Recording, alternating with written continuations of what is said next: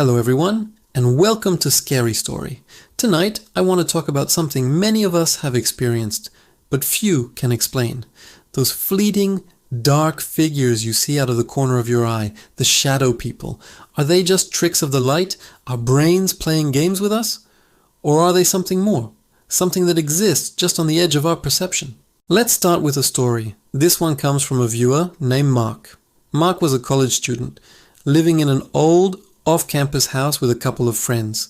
The house had its quirks, creaky floors, a drafty attic, the usual stuff, but it was cheap. One night, Mark was pulling an all-nighter, studying for his final exams. His roommates were asleep, and the house was silent except for the quiet hum of the refrigerator and the scratching of his pen on paper. It was around 3 a.m., that strange liminal hour when the world feels different. He was sitting at his desk, which faced a blank wall with the door to the hallway behind him.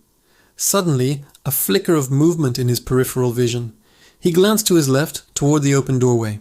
For just a split second, he saw a tall, impossibly thin shadow standing there. It wasn't a shadow cast by anything. It was a solid, three-dimensional blackness, shaped like a person but devoid of any features. No eyes, no clothes, just a pure dark void.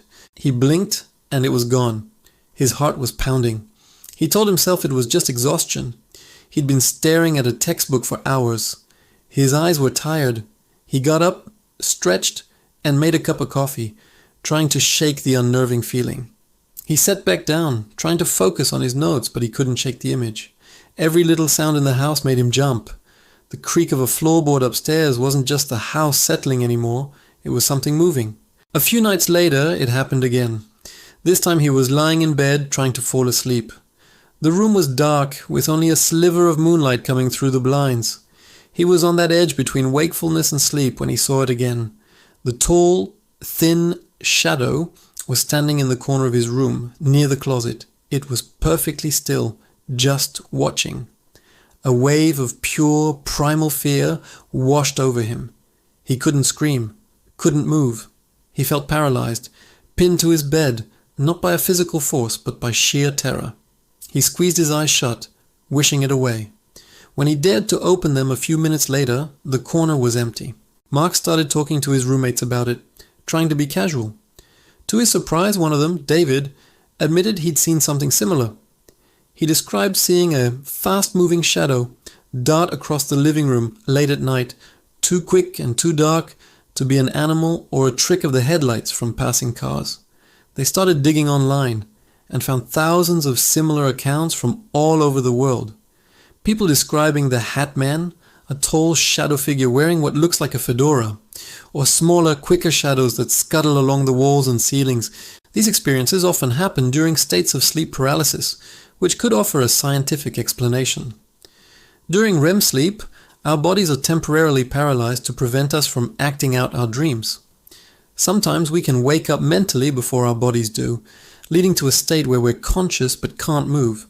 This is often accompanied by hallucinations, and seeing a dark, menacing figure is a common one. It's our brain's way of explaining the terrifying feeling of being awake but helpless.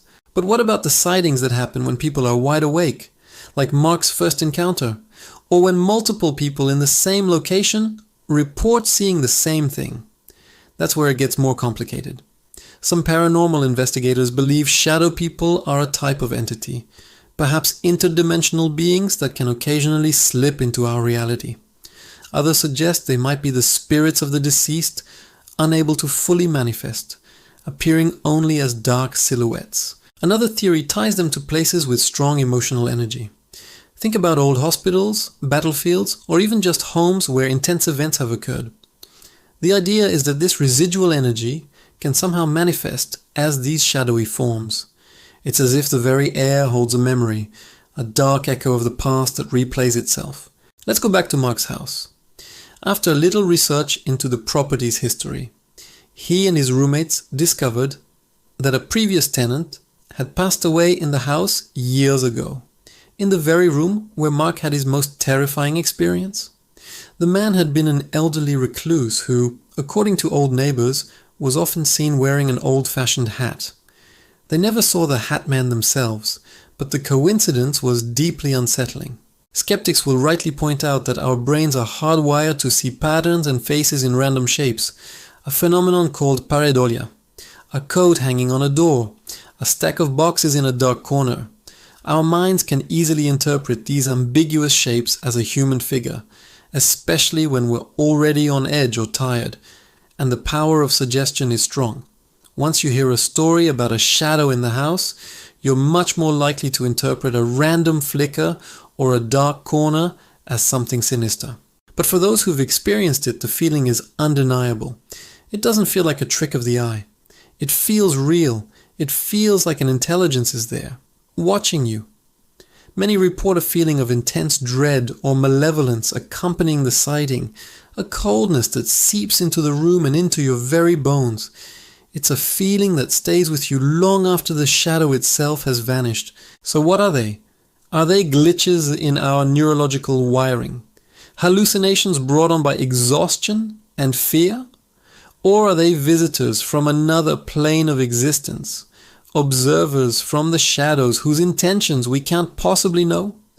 Maybe they're simply a fundamental part of our reality that we usually filter out, a glimpse into a world that runs parallel to our own, hidden in the dark.